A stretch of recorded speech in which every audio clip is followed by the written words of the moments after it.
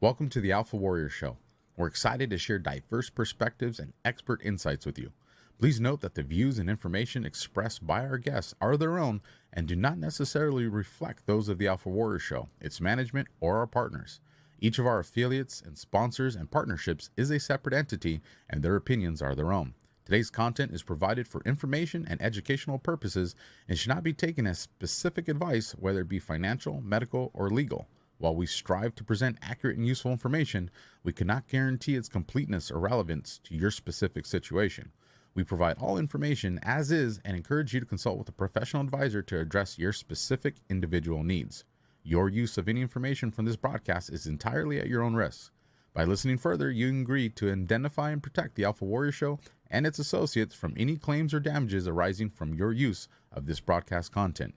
Changes to this disclaimer may be made at any time and will be done effectively immediately upon posting or broadcasting. Thank you for tuning in, and we hope you find the episode both informative and thought-provoking. Listener discretion is advised.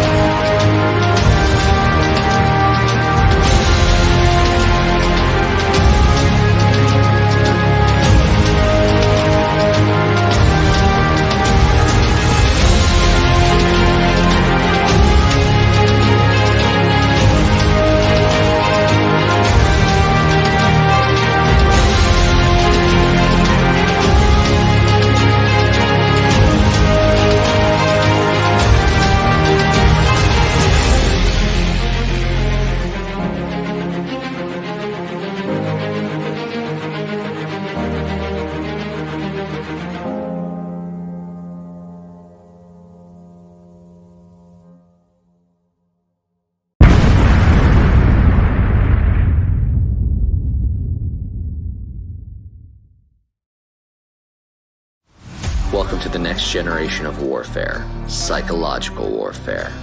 In modern conflict, the mind is a potent weapon. Discover General Michael T. Flynn's groundbreaking guide, The Citizen's Guide to Fifth Generation Warfare. Unlock tactics, strategies, and the mindset to navigate this cognitive battlefield that we all find ourselves in. Equip yourself against manipulation and emerge unscathed. Unleash your potential. Order now.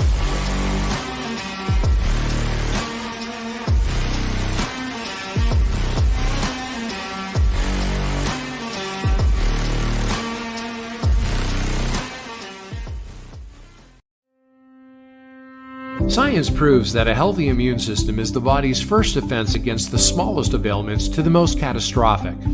Coriolus versicolor is the most sought-after, all-natural supplement for both humans and pets to help boost the immune system. There are over 400 studies worldwide on its effectiveness in humans, including Sloan Kettering Cancer Center, MD Anderson Cancer Center, and now from the University of Pennsylvania School of Veterinary Medicine, Together, we can help reverse this terrible tide now plaguing your loved ones and give them the immune-boosting supplements that they need. You ask and we listen. We're finally bringing the most requested offer ever. Get the queen size premium MyPillow, now only $19.98. MyPillow is made with patented adjustable fill. It adjusts to your exact individual needs regardless of your sleep position. It helps keep your neck aligned and holds its shape all night long so you get the best sleep of your life. But that's not all. Get our 6-piece kitchen or bath towel sets only $25. Our brand new mattress topper as low as $69.98.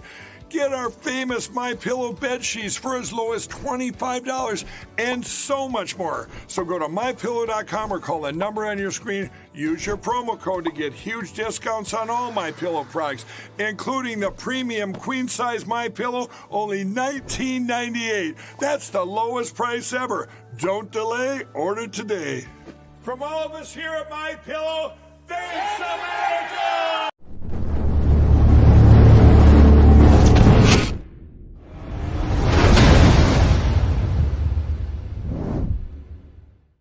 I want to welcome everybody. One, thank you for your guys' time. This is a very important, very critical story that all of America needs to hear. Actually, beyond the borders of just America needs to hear this story.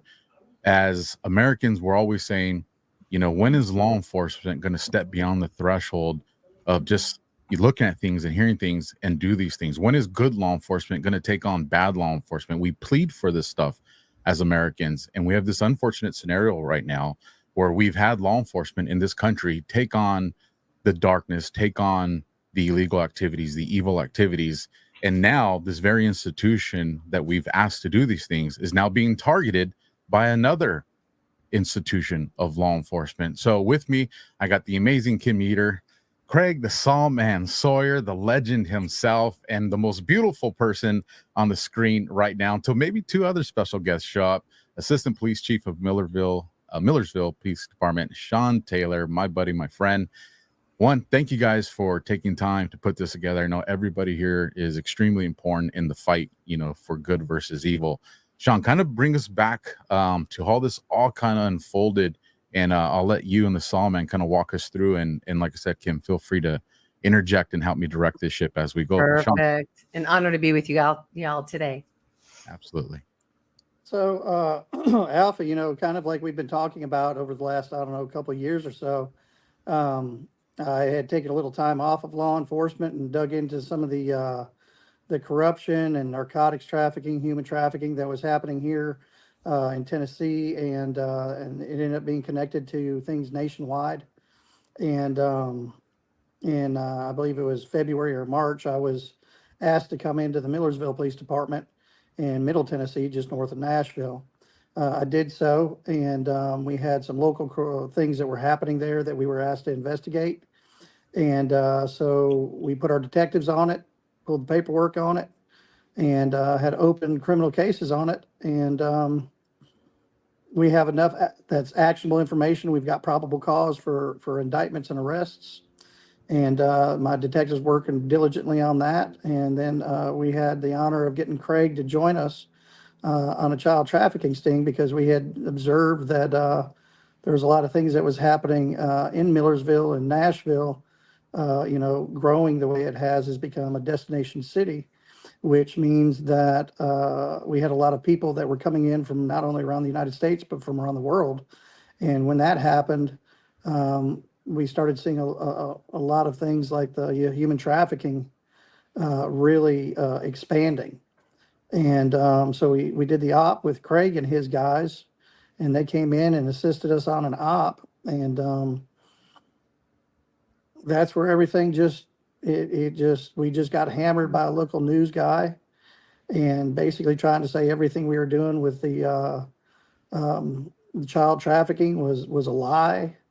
And the next thing we know, you know, we've reached out to the FBI, we've talked to the state attorney general, and other agencies that have, you know, have been working with us and helping us put this together. But we've reached out to the state attorney general asking for a prosecutor pro tem on some of this stuff. We've asked the FBI and other agencies to assist us.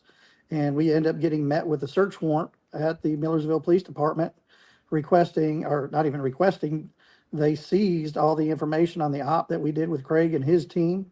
They seized all the information on the corruption cases that my detectives were working. They served a search warrant at my home and took my computers, hard drives, thumb drives, cell phone, personal cell phone, and seized all of that information. And that's kind of where we're at right now. So, you know, we're trying to do the right, we're doing the right thing by going after this corruption that, it's like Tennessee's a nexus point. Mm-hmm. And, Shauna, I want to create a picture for people. When they went into your home, served you the warrant, correct? Well, I was at the police department when the warrant was served, and the TBI came in and told us that they had a search warrant for the police department and all that. And they wouldn't allow us to leave. And they were searching our vehicles and all of that. They took my personal cell phone. And so they were trying to keep us there and forcing us to stay there.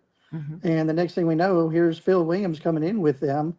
And the News Channel 5 news crew was being led around the police department or the city hall by the TBI's press secretary. Like they had their own personal pass through the TBI. And, the bad thing about that is this was a sealed search warrant. So I ended up finding out that they had served a search warrant at my home as well. So I took the fire chief's truck. They couldn't stop me from. Let me interrupt real quick, Sean, because this part's new to me. So they had NC5 News present and going into the police department during the actual execution of the search warrant? They pulled up like maybe a few minutes after the TBI arrived, and then the TBI's press secretary got out and pulled News Channel 5's news crew over and was showing them the search that was happening on the vehicles and leading them around the exterior of the building and showing them just different things. But it was like they had their own private press secretary, which was the TBI press secretary. And hadn't Phil Williams already, sorry about that, Alpha, hadn't Phil Williams already done a case on Craig or did a show on Craig, throwing Craig under the bus? He was, Phil Williams was throwing Craig and I both under the bus and the police department. And So had this already is before done. they even showed up. Oh yeah, this has been happening since May. And they've been here doing, they just happened to show up. yeah, 12 to 15 stories minimum on Craig and I and the police department. And yeah, they just happened to show up on a sealed search warrant. Let me ask you this, Sean. Did anybody from TBI, prior to them giving Phil and them access to recording your guys' agency, did they contact you guys, say, hey, are any of these vehicles that we're recording, are they law enforcement sensitive? Are they undercover vehicles? Are they No. Did they try to protect any? No. As a matter of fact, they burned one of our undercover cars completely. So they could have jeopardized, or no, they did jeopardize the fact that you guys could be having vehicles on ongoing investigations and without. Wow. So not only did they do that to you, but if I remember hearing, they left a trail of urine in your tub and in your home. Tell us about that, because they were clearly painting a picture for you. Well, I finally went to my home and asked for the search warrant. They would not allow me to enter my property. They wouldn't even allow me to enter the curtilage of my property. I asked for a copy of the search warrant, and the search warrant that they gave me was a copy of the search warrant for the police department. I returned to the police department, and I'm like, something's not right here. This is not the right search warrant. And it has the police department's address on it. So later, the chief and I went back, and we requested that I be able to enter my property to observe the search. And they said, absolutely not, that that it was officer safety. Well, that's not an issue because we had just spent a couple of hours at the police department fully armed with TBI agents there. So obviously there's no threat. Okay. The next thing is we asked for a copy of the warrant because the copy that he gave me was not the right copy. It didn't have my address on it. And I showed him the warrant that was handed to me. He said, no, that's not what was handed to you. And I said, yes, it is. And I said, that's what you gave me. He said, I didn't give you a warrant. That's not what you were given. And I said, yes, sir, it is. And even my chief backed me up. He said, yes, it is. And he said, no, it's not. So my chief asked for a copy of the warrant be brought up to us for us to read. We would hand it back to them. They refused to allow us to see the search warrant for my home, refused to allow us to be able to even get on the curtilage of the property, and said that it could be, at least 2 hours, another 2 to 3 hours before they left. And they refused to allow me on the property or even see the search warrant. When you did go on the property and you entered your home, what did you find? The wife and I went to the house and found the door being broke down. We got into the house and it smelled like urine. So we have a couple of dogs. One of them only comes inside, and she doesn't use the bathroom in the house. Craig's seen her. She's a very, very good dog. And so I thought maybe she got scared and maybe urinated or something, and that wasn't the case. So the wife and I were searching, and she said, Sean, come here. And I was like, what? She led me into the kids' bathroom, and the shower curtain was back, which it never is. And somebody had urinated in the bathtub. Somebody stood in the bathtub and urinated, because you could see the boot prints and the urine trail. And then when they left the bathtub, it was tracked through the home, and you could see the urine tracks through the house. That's disgusting. Mm-hmm. That's an insult. Craig, jump in here real quick, just so the audience understands the scope of where you came into this. What's the organization that you do? What do you focus on? And how did you come into play in this whole story? Yeah, well, I founded a nonprofit organization called Veterans for Child Rescue, and I'm a former federal law enforcement agent and counter-terrorist operator.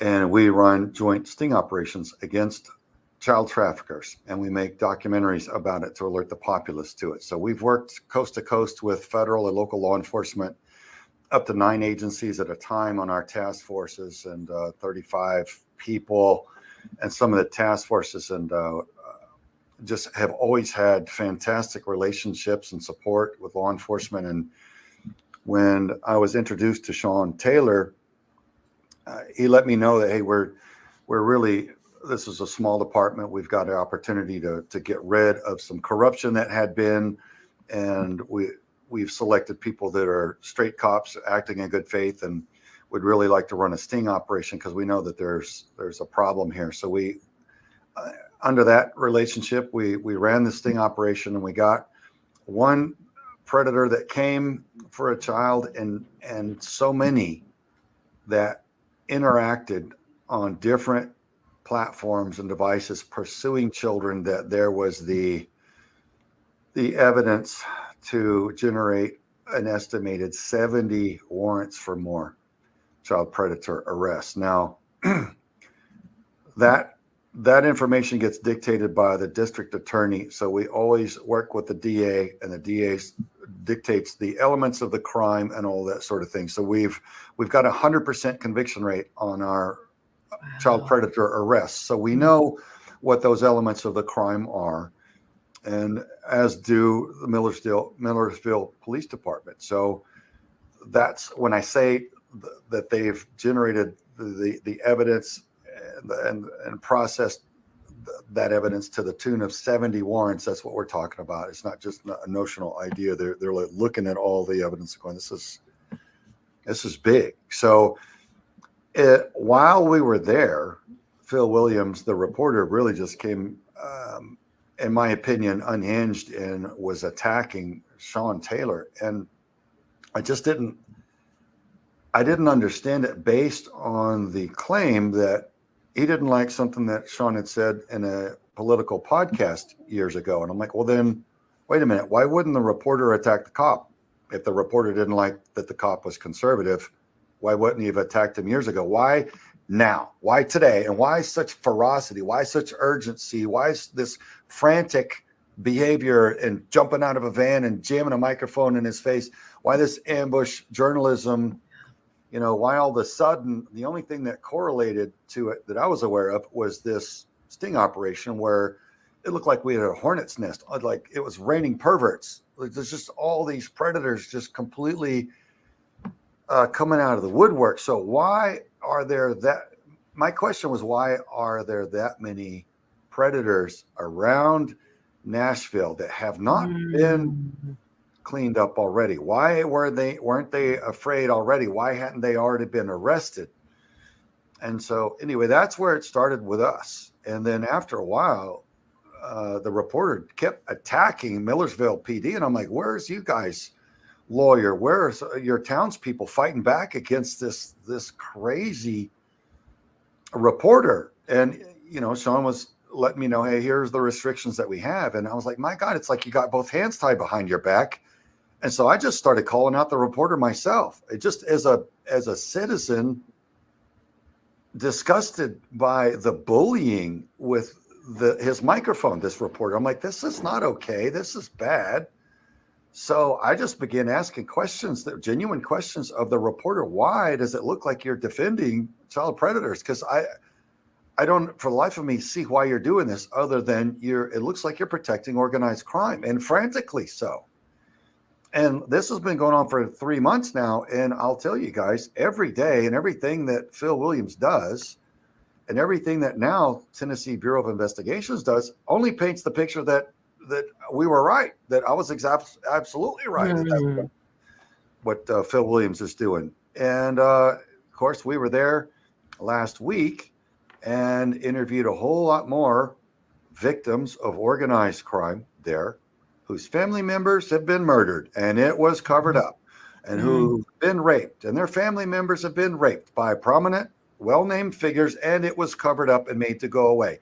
And judges that are corrupt, and DAs that are corrupt and made these things go away. Well, the few corrupt judges and DAs names keep popping up again and again and again and again and again and again in all these cases. So I tell you what, I gave more credit to Tennessee Bureau of Investigations. I thought that they would come in, and although we're seeing corruption in just about any law enforcement agency now, that's the state of our union, that's the state of our nation, but most cops are good. Most agents, I think, are good. And so I expected when Phil Williams was saying, I'm going to bring TBI in to investigate, Millersville Police Department. I'm like, thank God the professionals are going to show up and look through and go, what's the problem? We got cops arresting child predators. Have a nice day. You need any help? So disheartening. And then they turn it around on you. What happened? They came in like the police department were some sort of horrible murderers, and they broke their stuff, and urinated on their stuff, and took all their stuff and treating them like criminals. I'm just watching this from a distance going, this is so disappointing and concerning, so my heart goes out to everybody at Millersville PD. I've met them all. We worked with them. We've prayed with them. Look, we pray over those operations, man. We pray for them. The warriors. This is the tip of the iceberg, though, isn't it? Oh, Craig it is so Sean? ugly. It is so deep. So this is the biggest criminal activity. You guys are exposing what has been hidden for so long. We wonder why our elections are the way they are. We wonder why this geopolitical shifting is going on. We wonder why our borders have remained open. And from what I understand, Sean, there is more to bring to the table here today. But if we peel everything back, it all goes back to the children. It absolutely does. Craig, I want to ask you something, because you've worked with so many law enforcement agencies in this type of work. What you're witnessing here, have you ever seen this before in any of the other operations you've ever done? No, I'm confounded by it. Wow. And we work with federal and local law enforcement. So we work with Homeland Security investigations. We work with the Federal Bureau of Investigations, and we work with local sheriff's departments, law enforcement, constables, all of them, U.S. Marshal Service. I've never seen anything like this. And when I ask other law enforcement, like we're working with another task force right now, they don't understand what they're seeing and hearing. They're like, I don't even know what to tell you, Craig. I'm sorry. And I'm like, this is what's going on. And it would be nice if you could call the FBI, and the FBI would ransack TBI and go, what are you doing? You can't just hoard you can't hoard evidence and make it go away, make murders and child trafficking go away. There's too many people watching. That won't work. But guess what? So far, it is working. They're allowed to apparently do whatever they want, take the evidence, destroy it. I don't know what they're really doing. I don't know what the motivation is. Yet it looks really, really bad. I'm trying to hold out hope and go, hey, they're going to get to the bottom of it and go, hey, we got local cops doing great things against child predators, and so nothing to be seen here. Have a great day, and let us know if we can be of any further help. I'm still holding out and praying for that, but it doesn't look like it's going that way. You know, that's what I find very interesting. And Sean, if I get anything incorrect here, please feel free to correct me.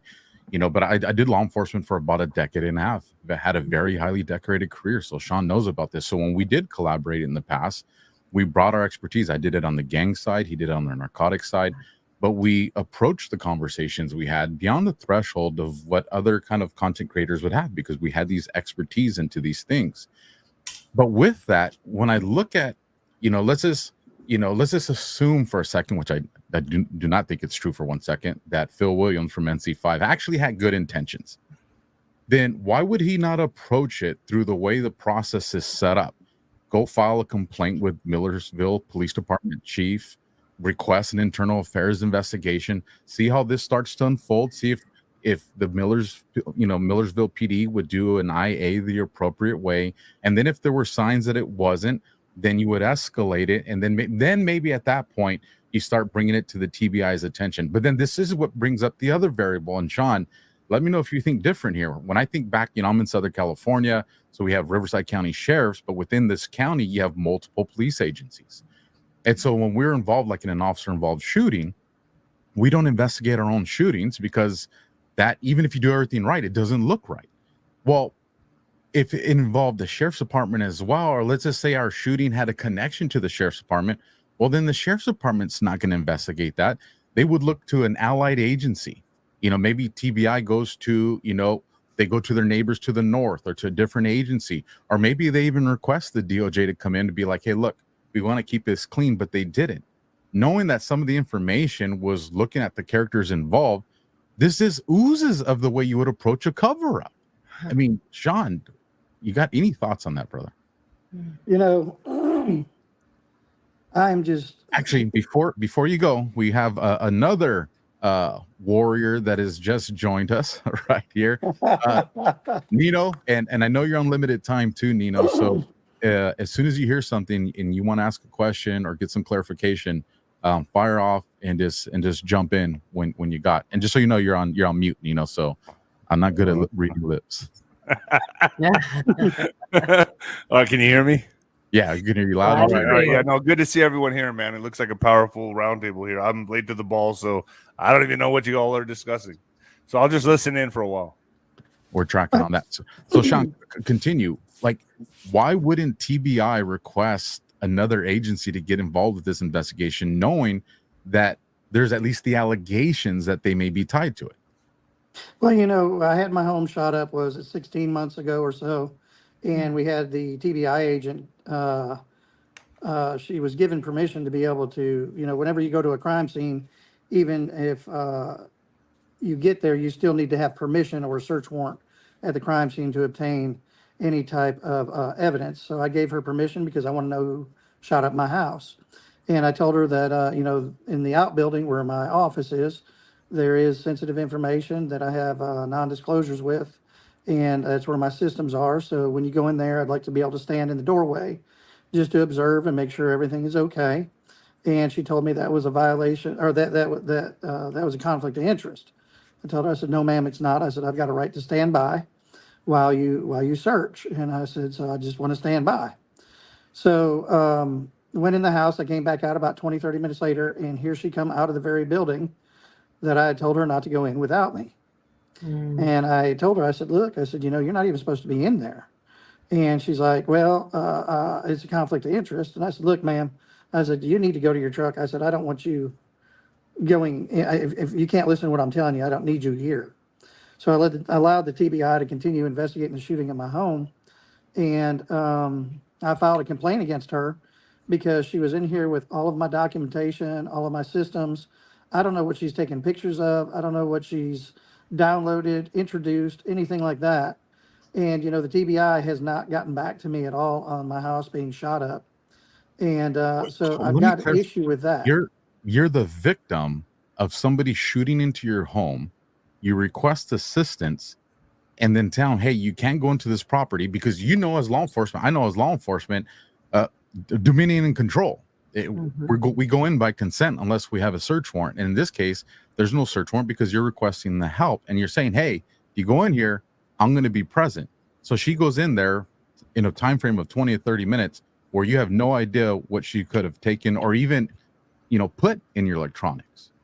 That is correct. And, here they are. It's the same agency we've had a problem with. And, I've called some of the members of the TBI out on your show. I think on Scott's show and other shows that they have issues. It's not all the agents or employees at the TBI, but there are people at the TBI that we have looked at very seriously that were very close to some of these corrupt people, and they're people within question. And here they are, being the ones who come and they're investigating us for us investigating crimes. So, Yeah. this just it doesn't make sense. Our job as law enforcement is to investigate crimes to a conclusion and to act accordingly.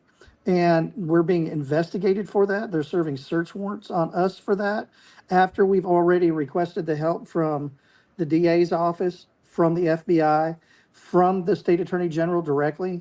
They're coming to us and they're saying, oh, well, you can't investigate this corruption after we've already asked for help. They're saying because they said it's politically motivated. I'm not running for office.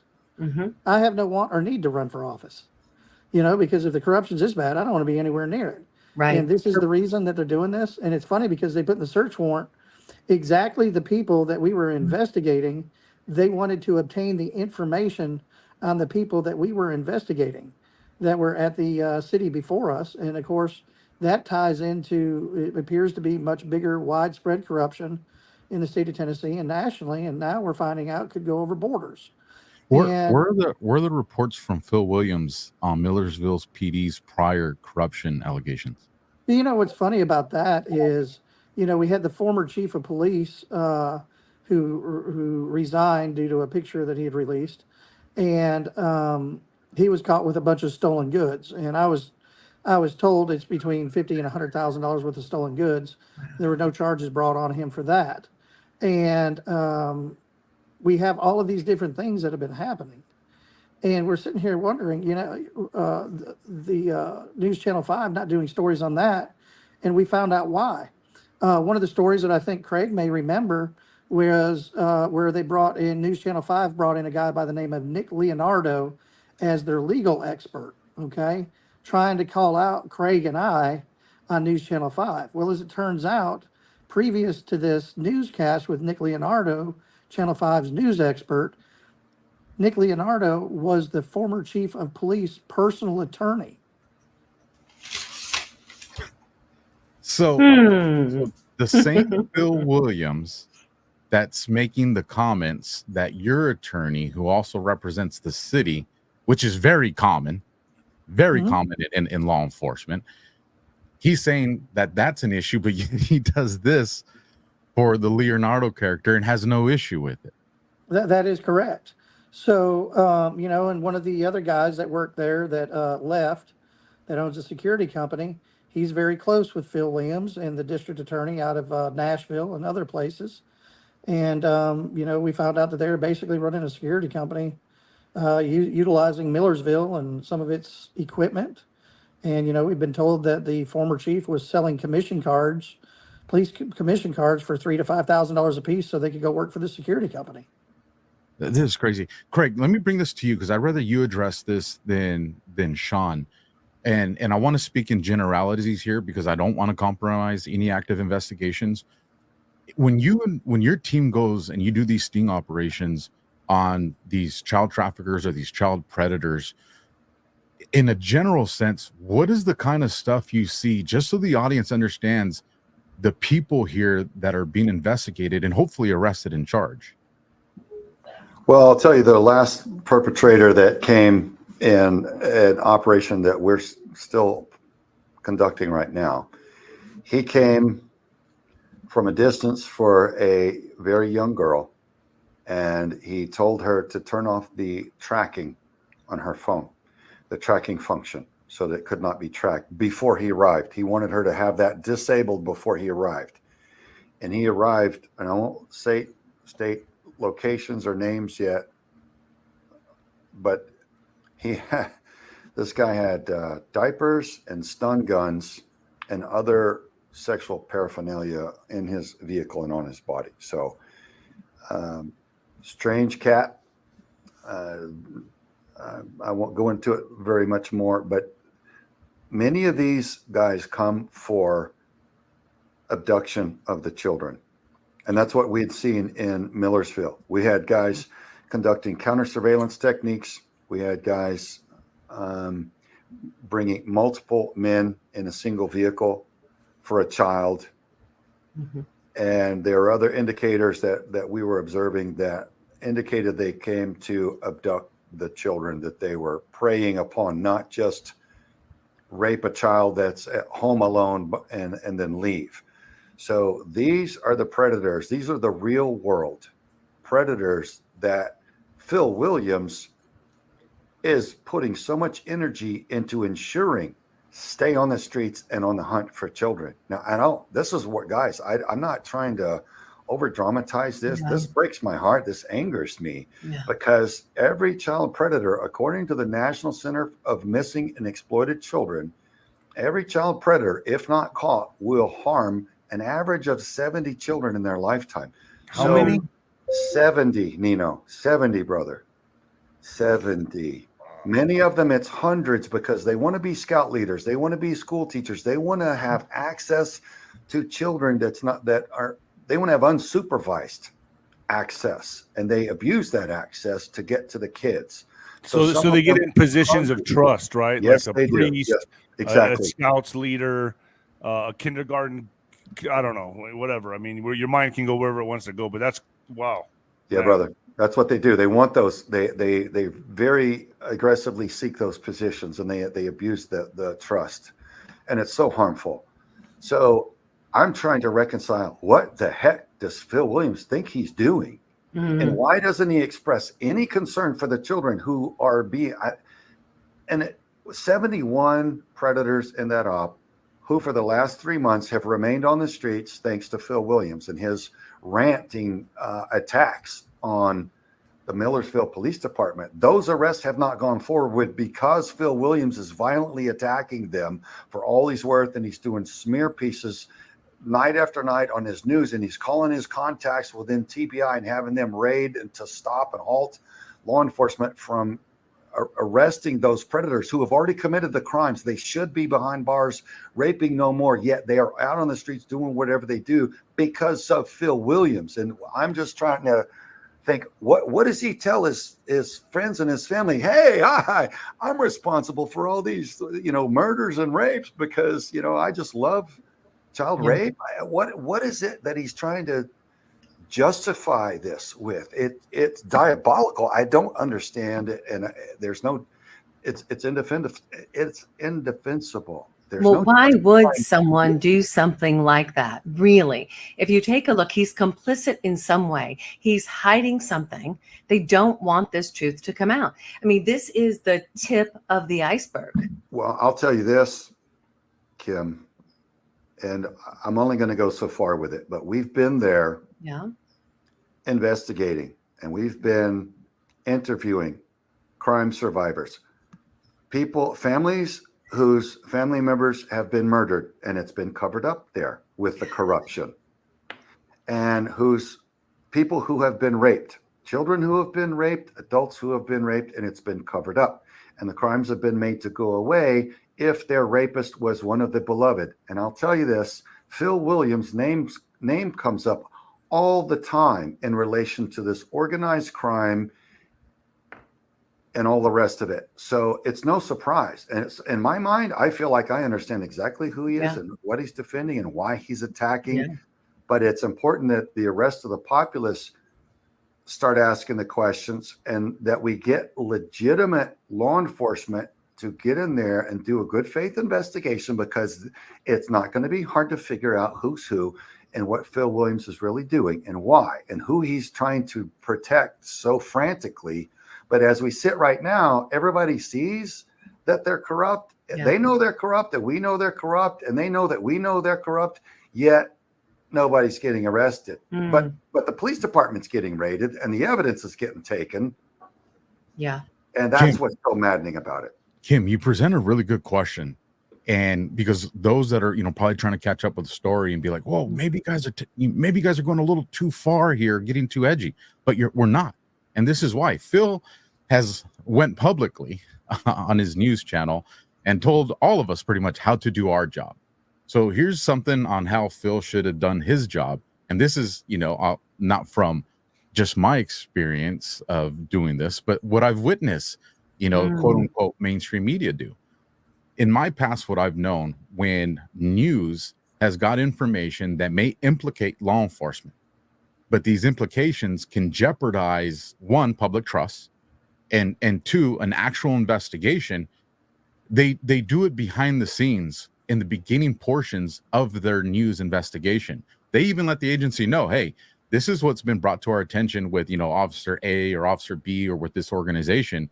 And if you want to provide a statement or clarification, just know we're looking into this, because they understand that if they look into this and they find out in the end, these allegations were wrong or taken out of context, then that's something that can be resolved behind the scenes without, like I said, hurting an investigation or destroying the public trust within an organization. Mm-hmm. And Phil didn't approach it here. Right out of the gate, he started making these allegations against Sean and Craig's teams. And it's like, and so the first thing that I thought was like, one is I have never seen a news organization give something like this much airtime, this many days a week. How do you not walk away without thinking, people here are in a panic. People in here are trying to halt an investigation. People here, there's something that seems to go beyond the envelope of what's being disclosed. And with that, Kim, I'll give it to you because it looks like you had something to say on that. Well, Alpha, so good. And I think, when I say that we've just brushed the surface, Sean, you have evidence, true hardcore evidence that literally exposes this deep corruption across America, and all the pieces are tied together. So you wonder why someone like Phil Williams wants to shut it down, because if this little piece, we know it's not little, but little piece gets exposed, then it all gets exposed and they all go down. Sean, can you give us a little bit more? I know there's only so much you can say, but can you paint a picture for us of the type of evidence we're looking about, the type of corruption that this entails? Well, about 14 years ago, we had opened up a case that had to do with narcotics trafficking and human trafficking out of western Middle Tennessee, and started investigating that. And we have kept the case going for 14 years now. And what we have found is that narcotics trafficking and human trafficking, we found some things that had to do with mortgages and things of that nature, where we have investment companies that are being run out of the UK, but they're backed by China and your BRICS nations, where they are coming into locations like Millersville specifically, and they're going into very specific counties in key states where they're buying up abnormal amounts of homes. They're offering $15,000 to $30,000 more than the asking price, which is driving the comps on these homes up to the point that the generational families can no longer afford to live there, or the generational families can no longer have their children move back and live there and buy a house once they get out of college. And what we're finding is that these companies are bringing in a lot of the illegals and things like that. And, basically in the real estate world, what this is it falls into what they call redlining, which is illegal. That's something that got, shut down with the civil rights movement. And the thing that I've been telling people for forever is, look, I don't care what color you are. I don't care what race you are. I don't care what religion you are. If you're an American, you are an American, and here the federal government has been doing nothing but trying to split us up and put us into groups, and that's not what we need. If you're an American, you are an American. I don't care, and you should be able to deserve to buy a home just like anybody else does. But because they're driving the prices of these homes up so much, nobody can really afford them. The first time buyer or anybody else, except a person that's upper middle class, can afford to buy it. And so what's happening is you're creating a geopolitical shift by bringing in these people from out of the area, and you're bringing their politics in. You're bringing in these illegals and putting in these homes, and you're pushing out the generational families. So the generational families are being moved to another location because they can't afford to live here anymore. And then all of a sudden you have people running for office that would never have gotten in office before. And these people that are being moved in are voting these people into office. And what it's doing is it's turning a red state into a blue state. Wow. Now, I'm not a Democrat. I'm not a Republican. I am neither. I believe in the Constitution. I believe in my Lord Jesus Christ. Yeah. And those are the two things that lead me. And when I see my fellow American, regardless, again, this is not about gender. This is not about race. This is not about religion. When I see my fellow American not being able to afford a house because these investment companies that are run out of China and moving these prices up, that's one of the facets of this attack that the BRICS nations has on our economy right now. Is they're doing this so that they can move in whoever they want and put into office.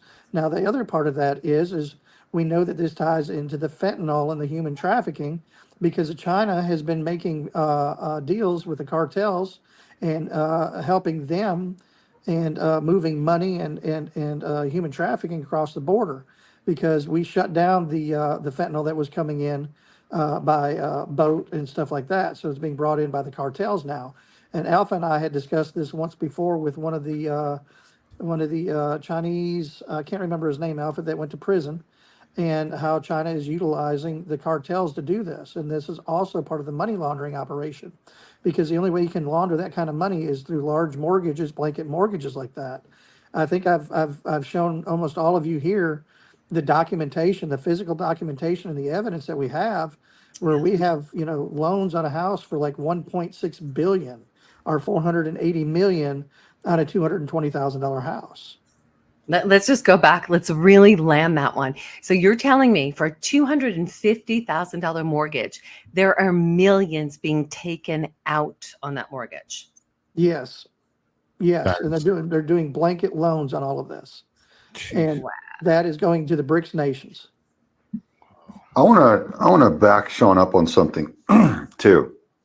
Having sat through some of his briefing of what he has found, because he's had reason to dig, he doesn't care. I mean, he's shown me corruption on both sides of the political aisle. He hasn't said, we're going to go after this one because it's one side, or this one because it's one side. He's like, here's what we're seeing is the situation. Here's the deal. Here's what's happening. Here's what is. Yeah. And when I heard that TBI was saying that it was somehow politically motivated, I'm like, how? Based on what? Based on what? I mean, if you know Sean, Sean's just going to tell it straight. So I that's what made me think that maybe their investigation's politically motivated, because he's not. There's some really dark motivations here. And Sean, I hope you don't mind talking about this part or just giving a little bit of insight. But I understand the worry that comes with here, because the local media had did it to me regarding with the FBI and what they did. And when I found out they did it to you, it was a big concern for me. And I'm curious to see how this has impacted you and your family. But the media put your actual physical address, not like the block number, because what, we'll arrest notorious gang members and they'll be like the 31800 block of this place or something. They gave your specific address and a photo of your home. And it was Fox 17. Okay, Fox of all things. How does that impact the safe? Like, how are you guys doing with that, man? Because I know for a while when they did it to me, I wouldn't let my son take out the trash. I wouldn't let nobody check the mail. Like, it was all going to be me, because the history of people that we've arrested. And when you tell these people where we live, that's an immediate safety risk, man. How are you and the family handling that? It's not real good. It's caused a lot of issues. It gives me concern not only for my family but for my neighbors, and we absolutely adore and love our neighbors. They always back us, and they're a true patriot and true Christians.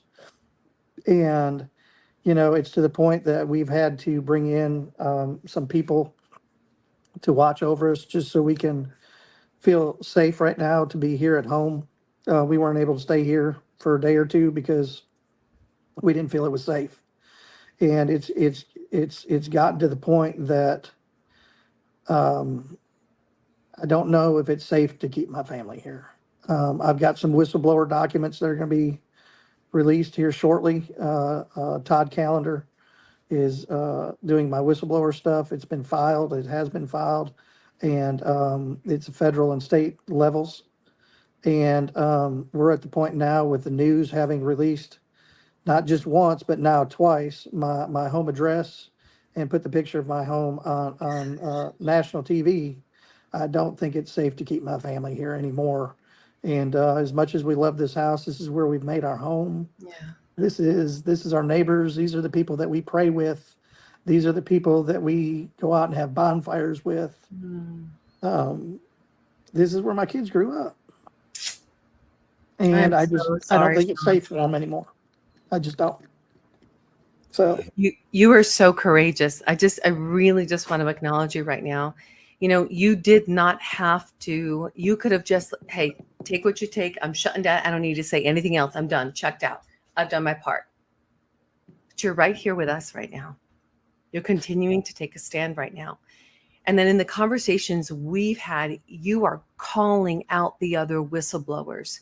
You're calling them out because this is the time that we all have got to stand up and speak up. It's imperative. So thank you. Thank you, Chief Sean Taylor. Yeah.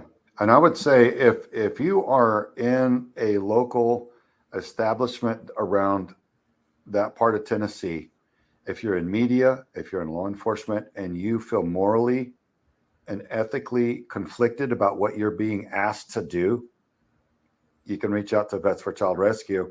If you don't feel comfortable, if you don't feel it's safe to reach out to law enforcement there, I will only connect you to law enforcement that I trust.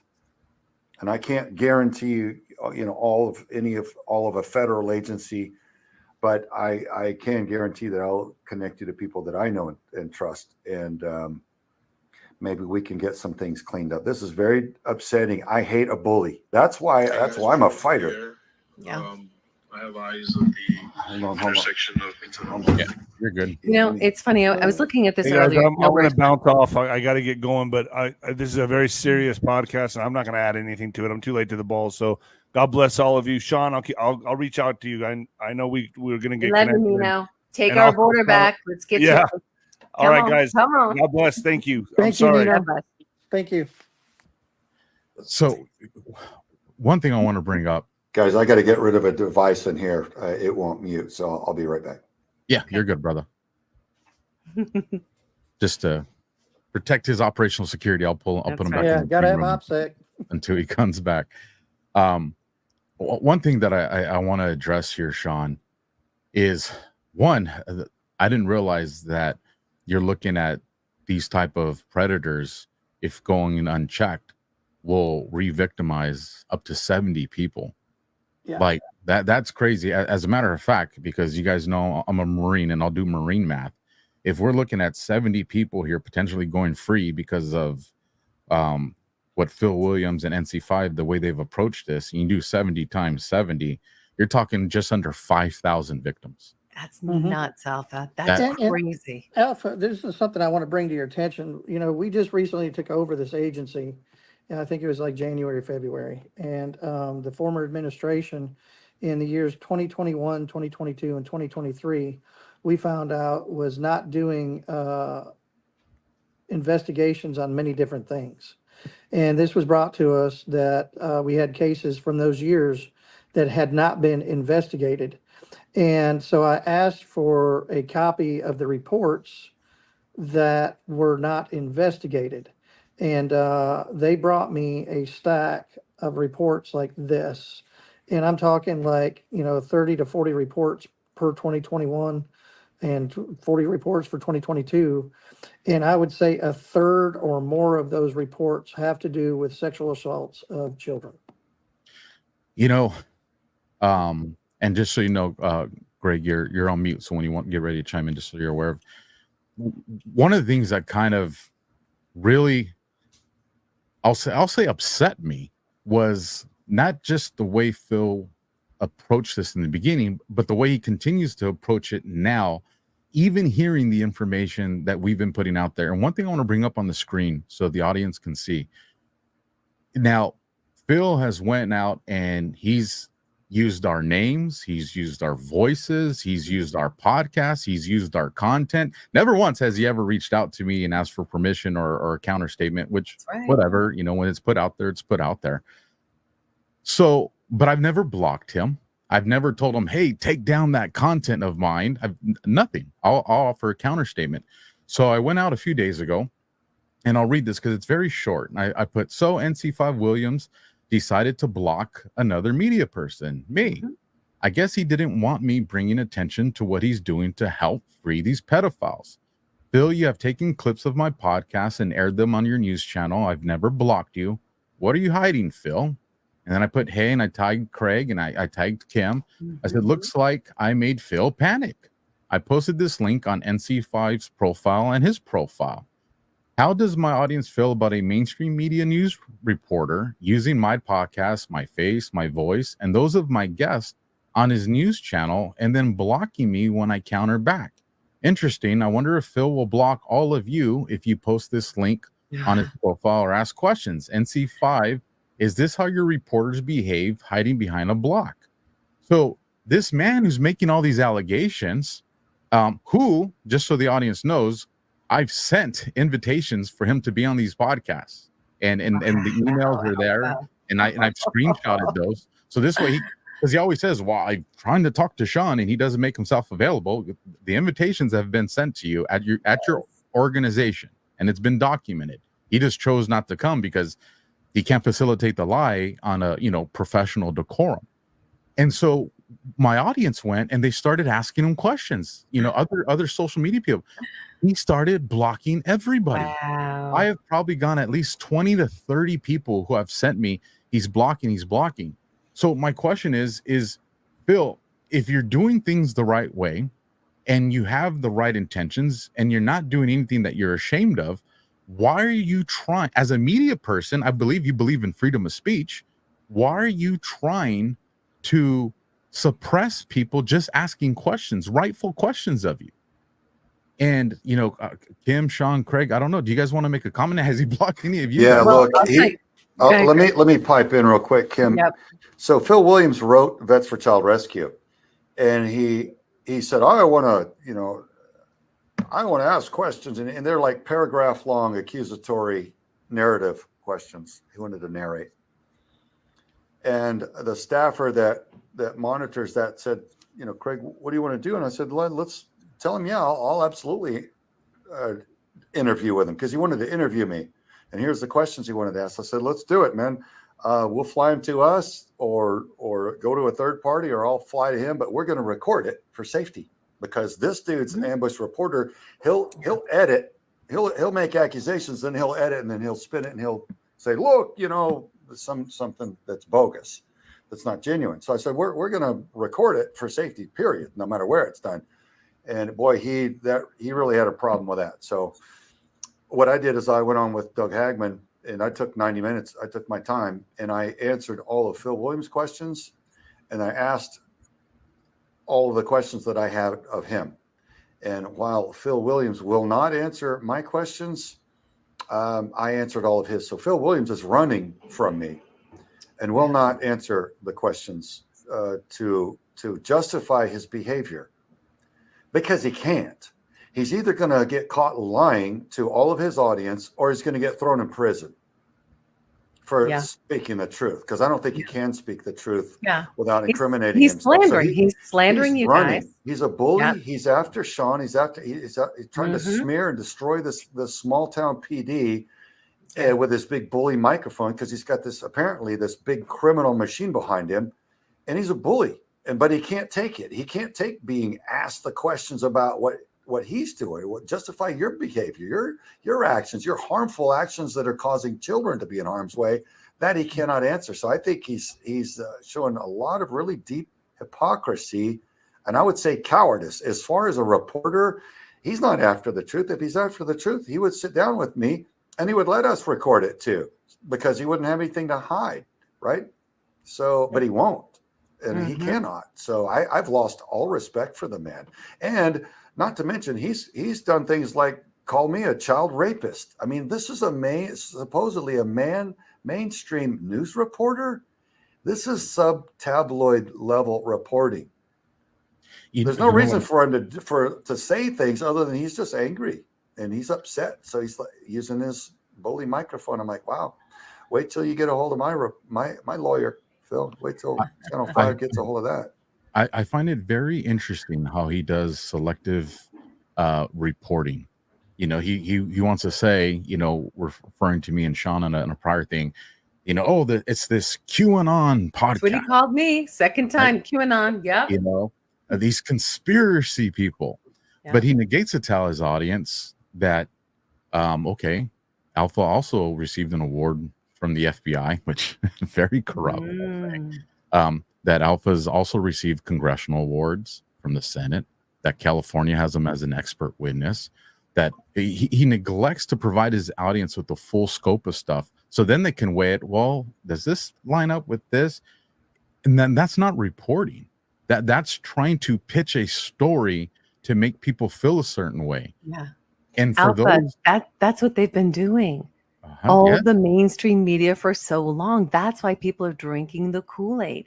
They've been believing the story, the narrative, the conspiracy, you know, the conspiracy. Yeah. He calls it bizarre conspiracy theory. And when he started calling child trafficking bizarre conspiracy theory, I'm like, my God, how many thousands of arrests and rescues in the last 6 or 8 years has HSI done, and FBI and the Marshal Service? I mean, some of them have been putting in some pretty good work, big busts and arrests. And he needs to get on the phone with those guys and tell them that they're arresting people over bizarre conspiracy theory. And if that's the truth. And Phil Williams is much more intimately connected to QAnon than I will ever be, because I've always rejected that stuff.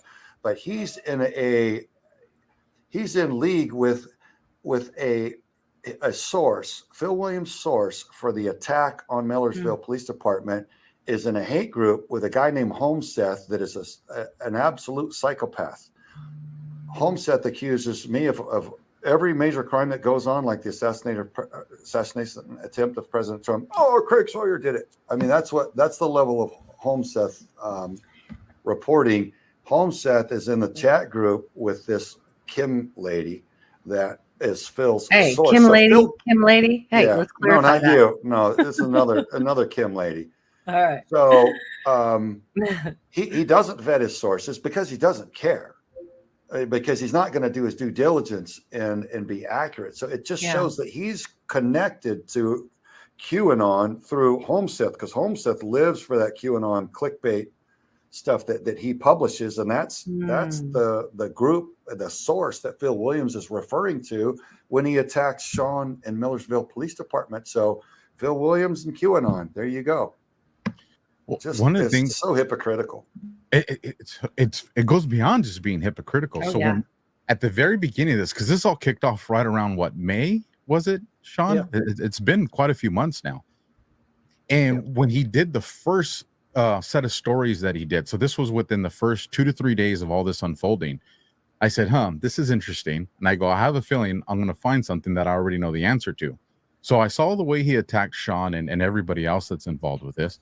So I went to Phil's X, formerly Twitter profile, and I did an advanced search. And the term that I put in the search was child trafficking, child predators. And guess what? I didn't populate on his profile those terms. I was like, how are you a reporter, and in the last couple of years this has not made your social media one time? Wow, Alpha, that's interesting. Wow. Good reporting. Because here's the thing, if you don't want to go with us, quote unquote, conspiracy theorists, you've heard it down at the southern border. You've seen Border Patrol, you've seen DHS. Oh, yeah. Alpha, you've heard it in Congress. Tara Lee Rodas from Health and Human Services and others have briefed Congress on this. This is not theory, right? Let alone bizarre conspiracy theory. No, it's not even theory. This is fact. It's been discussed. It's been established that this is going on. It's not denied. It just hasn't been stopped yet because there's too many people apparently making money from the corrupt status quo. But this is happening. So strange chain of events, guys. Interesting conversation. I'm telling you, I found it very interesting that it didn't make his profile one time. I was just like, listen, you're the one building the argument against yourself, Phil. Okay. Nothing I've said right now has been opinion. These are all fact-based. Anybody can go to his profile right now, do an advanced search, type in child trafficking, child predators, anything like that, and nothing's going to populate on his profile.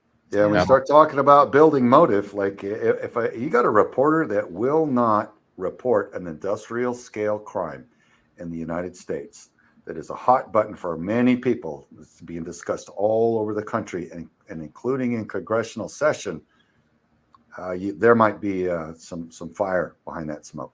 And I knew at the onset of all this, before Phil Williams ever became a thing, there came a time when me and Sean were doing our original podcast, before, in the break between when he wasn't in law enforcement officially.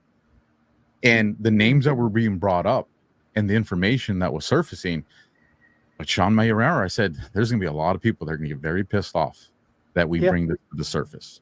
Yeah. And do you remember the conversation, Sean, where I said, listen, I'm prepared to do this, but I have to respect you as my guest.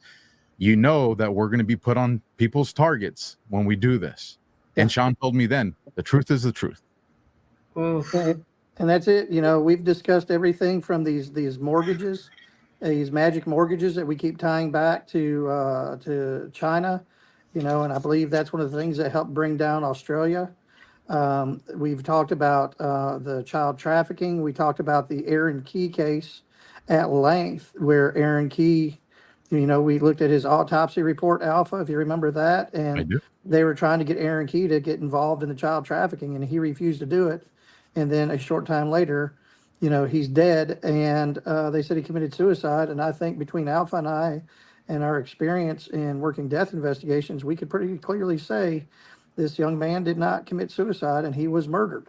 And that goes into the corruption that we're seeing. This is going into all of the stuff that we're seeing right now. And this is the money that we're finding nationwide. We're finding it in Tennessee, Florida, Georgia, Texas, California, Mississippi, all these other states, and it all goes right back to Maricopa County, Arizona, and then it shoots over to several other states, and then it ends up going back into the UK, and from the UK it goes back to your BRICS nations.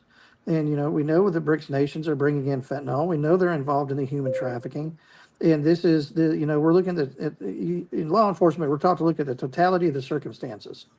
And so when you look at the totality of the circumstances here and you start bringing the evidence, and I've shown pretty much everybody here, this isn't just, hearsay. I'm showing you documentation. I'm showing mortgages. I'm showing the mortgage insurance documents. I'm showing the drug seizures. We're showing where other criminal cases have been made and people have gone to federal prison, except for the people who are actually involved in running these ops. We're running, we're showing the actual evidence. And then I find out it's tied to Millersville. And, next thing I know, the people we're investigating in Millersville, we got the TBI coming in and executing a search warrant. And here we are with a legitimate investigation and all of the information is taken. And it's just like, what in the world is going on here? It just does not make any sense whatsoever, other than they don't want us investigating some of these people for a very specific reason. It's a giant obstruction of justice situation, is it not? I mean, that's how I see it. Yeah. Yeah. It certainly is. It is. We talk to a lot of people when you do this business. Some stuff's on the record, some stuff's off the record. And one of the things that I've heard repeatedly, especially in the last 18 months, is this change that's taking place in Tennessee, especially when you look at Nashville and the skyline of Nashville. If anybody looks at the skyline of Nashville and just compares that to 10 years ago and 15 years ago, it's completely different. The amount of building and stuff that's taking place in Nashville, it's huge. And, there's a lot of crime families that are coming from New York that are being facilitated into this area. And this specific threshold of where you guys ran this string is plagued with crimes, and not just human trafficking. Like, there's a lot of crime that's plaguing this area. And these news agencies aren't looking into that. So in the last couple of days, because all this has been going on, I was like, let me just start looking at some of, our federal agencies and news that's tied to Tennessee. And it's things that one could say it's speculation. I would say it's educated speculation, or at least something to draw us to reasonable suspicion if we want to talk law enforcement. Director Ray visits FBI offices in Memphis and Knoxville and Nashville. You have this new FBI building that's being put there. And I find it interesting that, what type of collaboration is taking place or may exist between TBI and the FBI and these relocations. But then the other thing that really gave me this is really interesting, and I want to bring this up so you guys can take a look at it. I want to make sure I bring up the correct one, because you may be familiar with this name that I'm about to present to you, Sean. So I come across this story that's just from a few days ago, coincidentally, right? And it's dated September 6, 2024. This comes from WKRN.com. I'll include the link if anybody wants to read the entire story. But the headline here is Middle Tennessee Company teaching Ukrainian soldiers how to use drone technology to fight Russians. So we know a lot of money from our government has been pushed over into Ukraine. We know the scandals surrounding FTX and our politicians. Like, this is open source, government cooperated corruption that's already been exposed. So when you go into this, there's this name that pops up. According to Jack Bird, the CEO of Solarin Risk Management, his Middle Tennessee security company was awarded a $6 million contract to help train Ukrainian military, specifically in drone technology. So you have the FBI that's making this, these new offices. You have Ray that's visiting these places in recent, headline news. You have government that's facilitating a multi-million-dollar contract, and I'm sure that there's probably more, and this is probably just one aspect of something that's even much more money. Do you think you may be knocking on the door of some names or companies or people that have connections or relations to, whether it be the TBI or the state attorney general or the state government, that you might have just pissed off people that are dealing with a lot of money, Sean? Well, it's funny because you just showed that, and one of the files that the TBI wanted was on that direct individual in that company. Well, that direct company and that direct individual. And just to clarify, we're not talking the company, the news organization, WKRN. We're talking about Lauren Risk Management and Jack Bird. Yes, sir. Yes, sir. He was one of the ones that the TBI wanted all the files on at my police department and at my residence. That was one of the reasons that they executed the search warrant, is because they wanted all the information on Mr. Bird and Solarin Risk Management, that apparently has now got a contract to train was Ukrainian drone operators. A $6 million contract. Is that what I heard? Did I hear that correctly? Yeah, $6 million contract. And here's something else that's very interesting, is I believe it's a 61 or 62 count charges on him that the Department of Commerce and Insurance has, where he's supposed to be going before the Administrative Office of Courts or something to that effect, regarding things that he's done that he shouldn't have done, or his business has done, from what I understand. I'm not sure exactly what all that is, but it's like 61 or 62 different administrative laws that have been violated, and he's so this gentleman, who, based on my speculation, looks like he's definitely tied to the military industrial complex here with this contract and these figures. TBI wanted a copy of your guys' law enforcement records referencing him. What does he have to do with any of this human trafficking sting? And if answering that's going to create issue with the investigation, then we'll push past it. But I'm just kind of curious to why the heck were they coming after him on something that Phil Williams is selling? So according to, let me take a few steps back. As far as the audience is reading this story, Phil Williams is making it sound like TBI is investigating you, slandering Craig and others because they feel that there was an inappropriate style investigation into a child trafficking predator sting. As well as them saying that the police department also, they're claiming that I had committed official misconduct by doing investigations on that individual that you just named and his company, because that gentleman, Mr. Bird, was one of the gentlemen who worked at Millersville previously. And the TBI is wanting direct information on him that our city has obtained as part of a criminal investigation. And so that's where they said official misconduct has come into play, because we have run him through computer databases along with a couple of other individuals that are all tied together into the local corruption and all of that. Yes. So they're protecting Mr. Bird. It appears to be so, yes.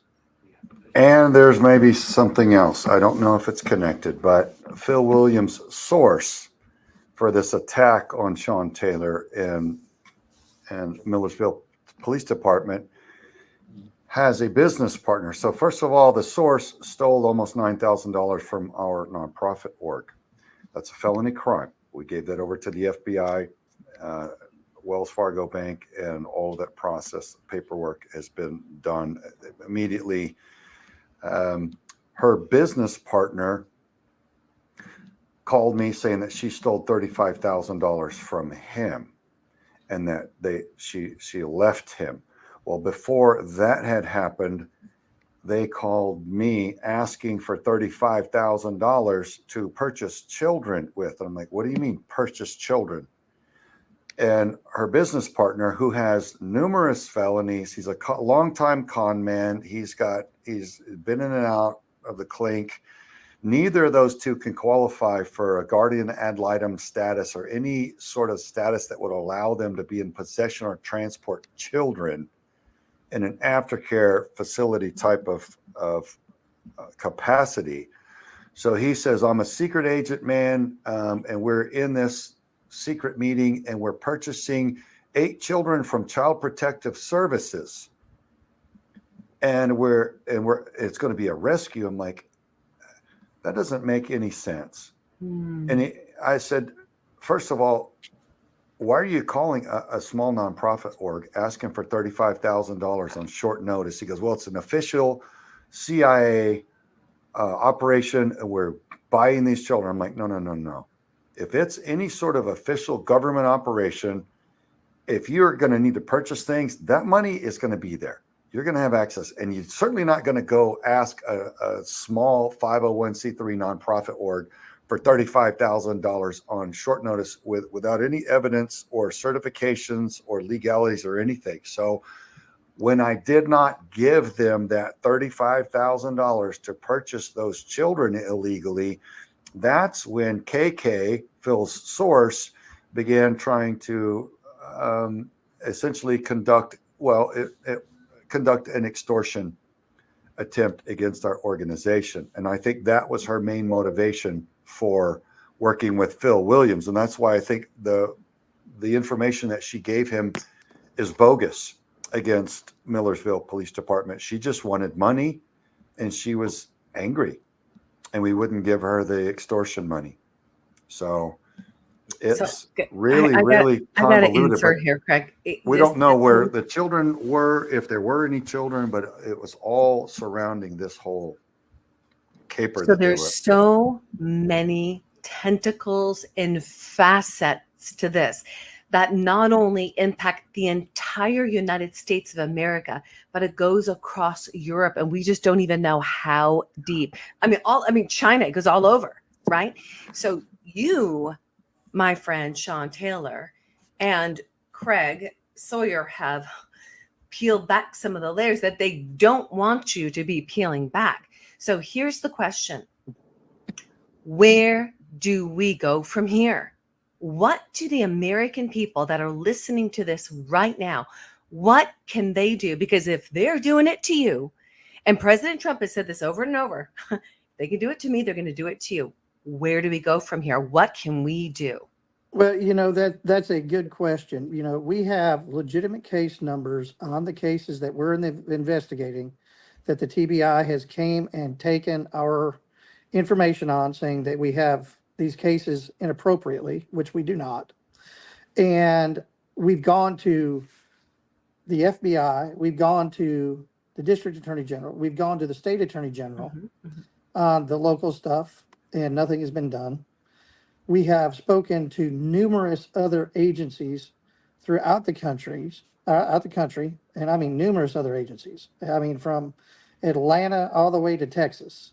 We've talked to other state attorney generals. We've talked to state representatives, senators, and we have a good team that's working with us right now to try to go after this. But the problem is we have like the local stuff right here, where we can't get any movement here in the state of Tennessee. Instead, we end up getting, hamstrung by the Tennessee Bureau of Investigation. And this is where we need the people right now. I just want to insert this: local action equals national impact. General Flynn says it over and over. So it is imperative that every single person that lives in that state begins to stand up and say, hey, Phil Williams, what are you doing? Sean, who do they call? What do they do? Because we've got to activate people on that local level. There are so many families, and it's kind of like Craig said, they were here interviewing last week or the week before. Yeah. I've got like 30 some families throughout the state of Tennessee that I've been in contact with. Alpha and I have talked about it. We've got the murder billboard up in Cookeville, Tennessee, where we have numerous family members that have lost family members, that they say it's an accidental death or it's a suicide, and it's not. And, there's so much here that deserves recognition. And when I say deserves recognition, I mean there is reason for further investigation. The Solomon case is a huge case and a huge part of that. We have all of this stuff that's happening here, and we need people from around the state of Tennessee, from around the United States, to call the state legislators, call the state senators, call your congressperson, call your U.S. senator. It's time to start holding the accountability. It's up to each American. We're only 4 people here. We need you. We need every American. And when I say American, I go back to it and I keep telling people, an American, I don't care who you are. I don't care what religion you are. I don't care what race you are. It's time to unite. It's time to make them, they're using all of this, biographical data. This person is this race, or they're this, or they're this, or you're this. You know what? You're an American. You are protected under the Constitution, and you have a right to hold your government accountable. And this is where accountability comes in, is by making the phone calls to the people you elected to office and demanding action. Because at the end of the day, it's going to take that to get us somewhere, to get rid of this corruption. I believe that the money we found is probably, at the lower end, couple of $1 trillion in these mortgages and this mortgage fraud. And that goes into the ARPA money that the Biden administration was putting out. And it goes into them opening the borders and bringing these illegals over. Paying off elected officials. Yeah, and it's getting the elected officials. We've already found it in Act Blue. We have found it in all these different places. And, as Americans, we need to stop them from dividing us. We need to come together. We need to be together, because at the end of the day, if we don't, we are not going to have a country. They are turning this into a socialist country, is what they are trying to do. And they're doing that by attacking us and trying to separate us based on race, on religion, on all of these different things. They're trying to separate us. We cannot allow that separation to happen. Right. We have to come together, and we have to be a cohesive unit. Okay, I took an oath of office, and when I took that oath of office, that meant that I was here to defend every American and their right. That means that I am going to fight for everybody that I need to fight for, to make sure that they're not a victim, to make sure that they can practice their religion, to make sure that they can live in an area that they want to live regardless of their race. Okay. This is what Martin Luther King was talking about. You judge people by the content of their character, not by the color of their skin. Well, you know what? Maybe our government should try that on for size. Maybe our government should start treating us as with dignity. Maybe they should treat us with some respect, because they're not doing it. They're not doing that. They're giving the people, you know who they're giving the respect and the dignity to? The illegal people that are entering this country. It's These growing people- tyrannical. It's growing entirely Yeah, tyrannical. yeah. There's just people have been in positions of power too long with weak character, and they're Yes. abusing that power. And absolute power corrupts absolutely. We know that's human nature, and we've got some swamp to drain. We've got some house cleaning to do, or it's only going to get worse. I agree, Sean. One of Yes, the things 100%. that I'll add, because I think that's probably one of the most important questions to ask, is the question you ask him. And also, I'll speak to the audience that's listening. For so long, we've demanded that our law enforcement go and rid out the bad cops, rid out the corruption. Mhm. And you see this happening at Millersville PD in Tennessee. And because this police department is attacking corruption, regardless of who that corruption is tied to, they've been targeted by the larger scale entities that exist within Tennessee. So this is what the audience needs to understand. There's multiple police departments around the country that have the same heart and fortitude that Millersville PD has. And they're watching right now. They want to see what happens when we do what the American people do. When this agency gets attacked, does the American people come behind this agency? Do they stand behind them? Do they call into question the abuse of authority happening by TBI or other elements of the Tennessee government?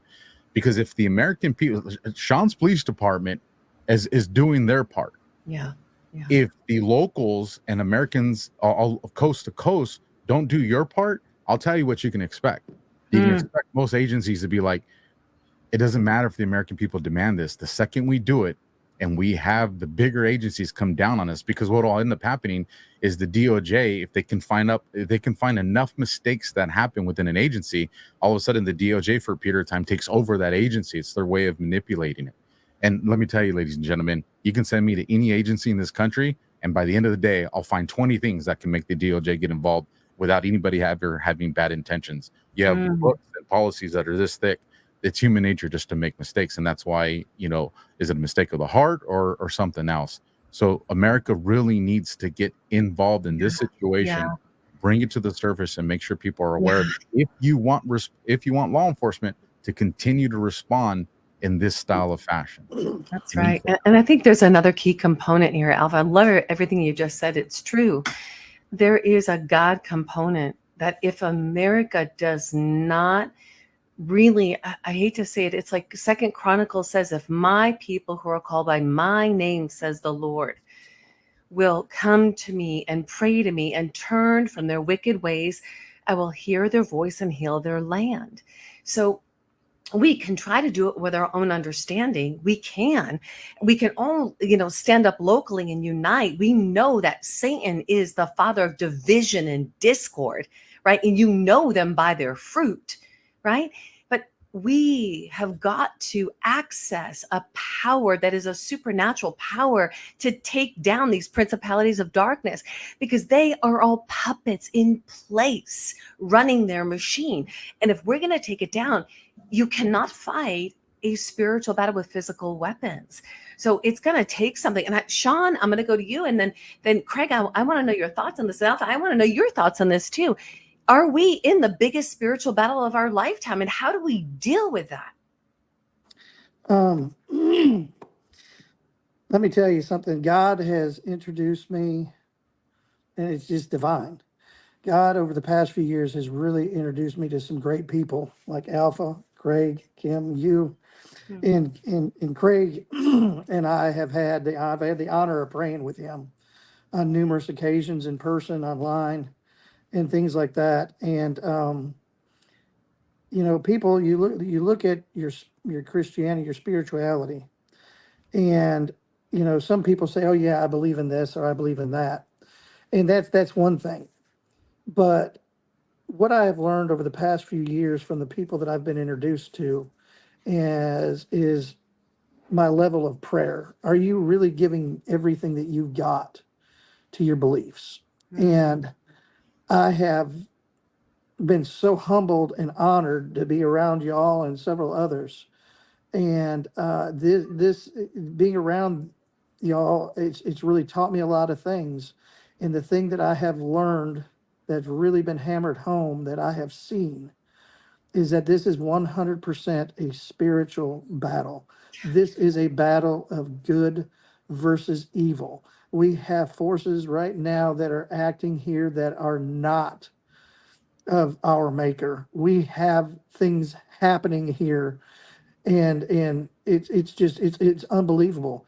And this is what our news and all these news cycles thrive on, is let's put out this carnage, let's put this out, let's put this out.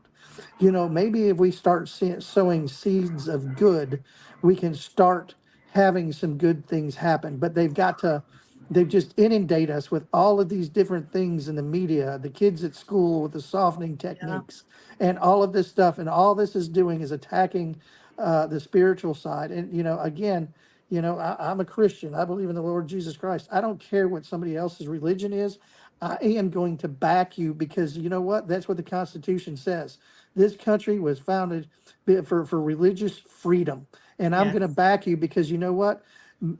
Almost every single religion that's here is based on good. It's based on being positive. It's based on love. It's based on very good things.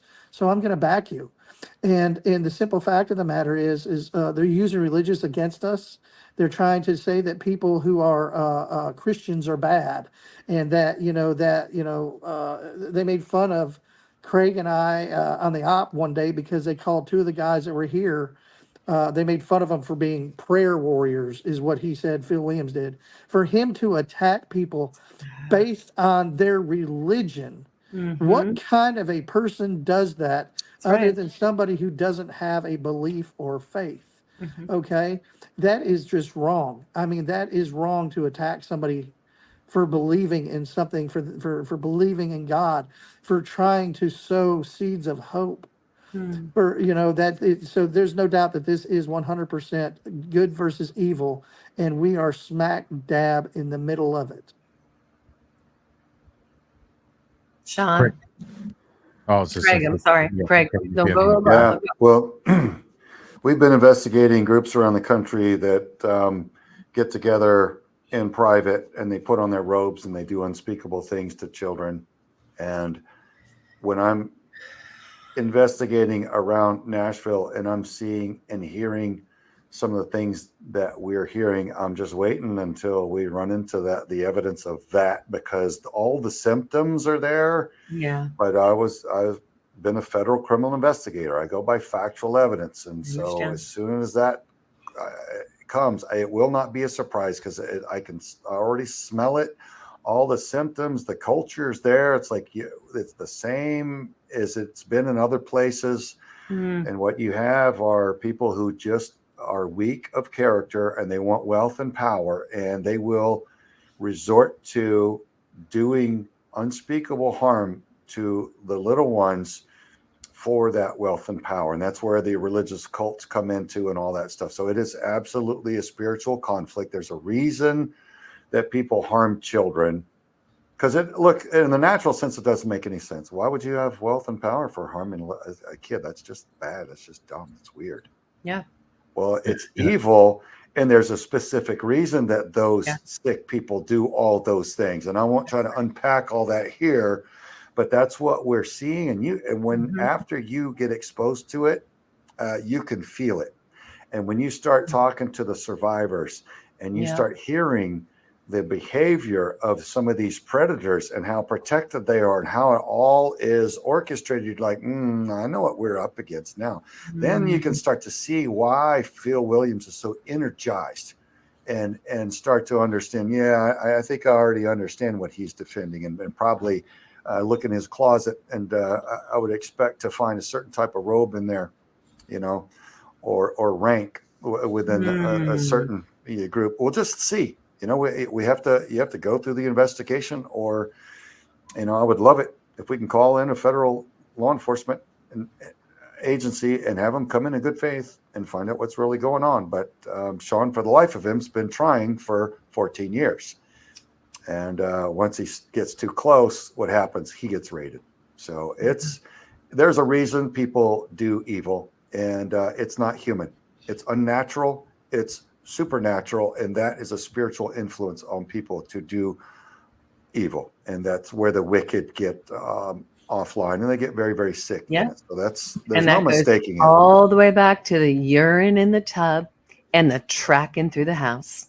Yeah, Just absolutely wicked and distorted. Well, that's just it's petty, and it's unprofessional, and it's off the map of anything that's acceptable. I don't care if you're even raiding someone who's a murderer. Why urinate in his tub and track it around the house? What's that going to fix? Or who are you going to teach a lesson? All you're doing is just abusing your authority. It's unprofessional. Yeah, that's just it's just not police work. That's the fundamentals of law enforcement. If that badge is on your chest, it doesn't matter if you're investigating the most, vile person.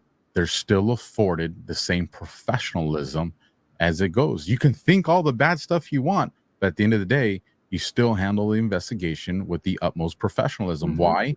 Because anything that can, rug pull the investigation because of some behavioral issue can make a very bad person go free. My last question, then we can move into everybody's final thoughts. And if you want to say names, you can say names, Sean. I don't know if you should, but my question when I see this is just the first thought that comes to my mind is, man, how far do the tentacles of this corruption reach? I mean, there has to be like some limitations to TBI, these other ones. That means a judge had to sign this search warrant. Did they at least go outside the scope, to an unbiased or, a party that's uninvolved? What does this look like? Is there any confidence when it comes to the judge that saw this and signed the warrant? Because a judge had to look at it and be like, okay, I'm going to put my name and authority behind this. That's a great question, Alpha. And some of the things that we're seeing when it comes to the judge that signed the search warrant,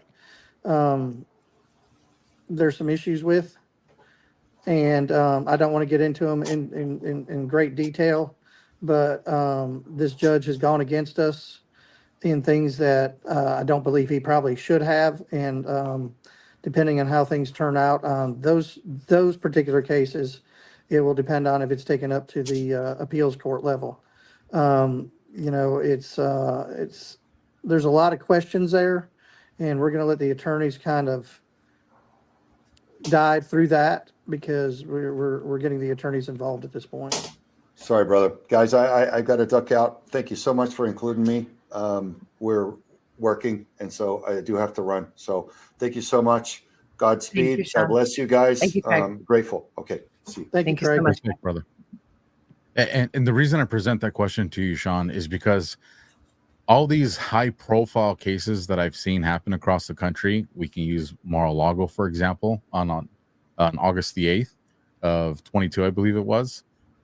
We're seeing judges that probably should have recused themselves from these investigations. And so it would not surprise me at some point, further when you guys can disclose more, if we don't see that there's probably certain people or entities that probably should have done the same thing. But I'll respect the fact that, this is not the time to discuss that. My final message, and then I'll give it to you, Kim, is, from working in this industry, and I'm talking about the law enforcement side of it, not the podcasting side of it. We've talked about this, Sean. If people knew the level of evil that walks the streets, people wouldn't let their kids out the door. I mean, and Craig talked about it, not too long before he left, is, he's not going to go into the details, but unfortunately we've had the opportunities to read these details. I had an opportunity to interview a gentleman by the name of Paul Hutchinson. People may remember that name from The Sound of Freedom. He's one of the people that was, helped direct it, helped finance it. And the undercover person on there was based on his real life story. And we shared some stories that were covered in the show. But there were some things that he shared with me that just gone. It went beyond the scope of that. Doesn't even need to be presented to the audience because so much has already been presented. And I'm talking to, you know, the question you ask him, you know, this spiritual battle, the things that occur with these child predators. My personal opinion is you can't explain it other than just sheer evil, sheer darkness. Like, it's my opinion that for people to commit these kind of crimes, like, you have to be absent a soul. It is that dark and it is that sinister. And I'll wrap up my final word here with, Phil, I don't understand why you're doing what you're doing, understanding the consequence that you can jeopardize 70 predators going free, and going off the information that Craig provided us that, you know, statistically, these agencies have reported that they'll go and victimize another 70 people. We're talking 5,000 victims almost. I don't understand why you didn't approach this the way every other news organization would have, without running the chance of jeopardizing the investigation, without running the chance of jeopardizing public trust. If your intentions were truly innocent and truly with good intentions, you failed. And you're not a new reporter when it comes to this. You brag about the relationships you have with people like Rachel Maddow and these other people. And it's my opinion, Phil, that I think we all know why you're doing what you're doing, and time will tell when this all comes to the surface. But Kim and Shauna, I'll give it to you guys so we can wrap this up. Yeah. Well, I just piggybacking off of what you just said, Phil Williams, this is your call to action. You actually have the ability to turn things around. Sometimes we can feel so powerless, like we've already sold out. We've already gone so far. There's always room to turn around. There's always room to turn around, Phil Williams. Now, we talked about the biggest corruption story in America, and I'm going to go on to say the world right now, because these tentacles go far, deep, and wide, from human trafficking to shadow banning to manipulating the truth to complicit to banks, even banks, high-level banks being complicit, mortgage companies, property companies, the BRICS in China, election integrity, people in positions being paid off. This goes deep. And Sean, when they pissed in your tub, and I hate to use those words, they send a message to you and to me and to every person that is listening right now. Alpha, you and I, and the rest of us, guys, we're not putting up with it. We're going to put a stake in the ground. We're going to stand for truth. We're going to show up locally. We're going to show up statewide. We're going to take our country back, but it's going to start by opening up our eyes to really seek the truth, opening up our ears and standing firm right now, not waiting for the next thing. This is it. This is it. And it's all tied up in one case, and it all starts with the children and it ends with the children. Absolutely. Sean, I love you, brother. I respect your bravery to come on, because most men would have bent the knee by this time with the amount of pressure that's been put on you. And even though he's not here tonight, my respect to your chief, because me and you both know from working in this field, most chiefs would have said, you know what, I got a good career, I got good benefits, I'm making good money. Sorry, buddy, but this is just not something I'm willing to fight with. This is going to affect my family and my dinner table. But this man has been there to make sure that things happen the proper way. Yes. So Sean, make sure you communicate our respect to him as well. But absolutely, please, Sean, the floor is yours. Send us home. Biggest thing I can say, again, and I'll harp on this and I'll harp on it, is unity. We need unity in this country. We need to not allow ourselves to be put in demographics and all of these different things, because at the end of the day, we are Americans, and it's going to take the American citizens to stand up and hold the accountability to the politicians that are there, the people that they've put in office. If the vote isn't right, then we need to look at that election integrity. And if your voted official, if your official isn't going to allow that to happen, then you need to get them out of office. You need to reach out and you need to talk to your legislators. You need to talk to your state senators. You need to talk to your federal Congress people. You need to talk to your federal senators. You need to talk to everybody. And we just ask everybody to stand up. We need your help. Yes. We need you to just show this video far and wide. And we need accountability. We need the BRICS nations and China to stop buying the U.S. We need that to stop, because if it doesn't stop, we are going to cease to exist.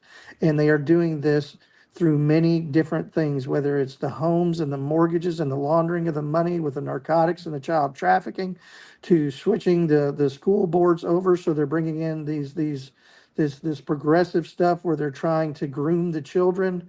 All of these different things, these are all different facets that attach to one thing. And we're not going to stop. They're trying to stop us, but we need everybody to stand up, stand together. If you're in law enforcement, if you're retired law enforcement or former law enforcement, and you have been forced to stop investigating a case, or you have information about corruption, again, just like Craig Sawyer said, contact him, contact Veterans for Child Rescue, and let's get you in here as a whistleblower so that we can start taking this corruption out and get some accountability.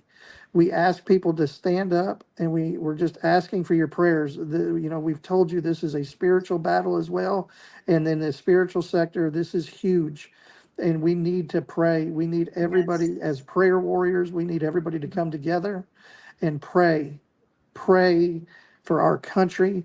Yes. Pray for us at Millersville.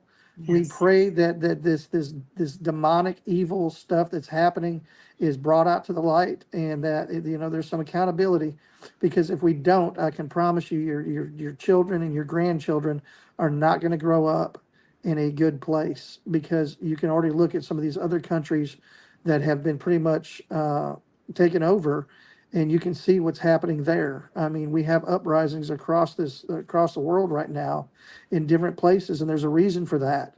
And prayer needs to be the first place, and then standing up is the second.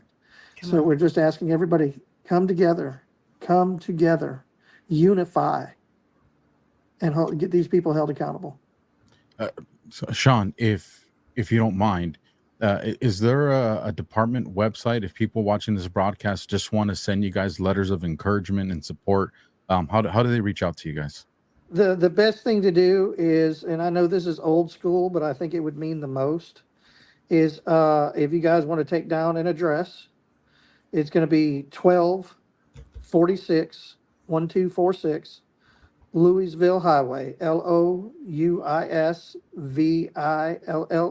Louisville Highway, Goodlettsville, Tennessee, 37072.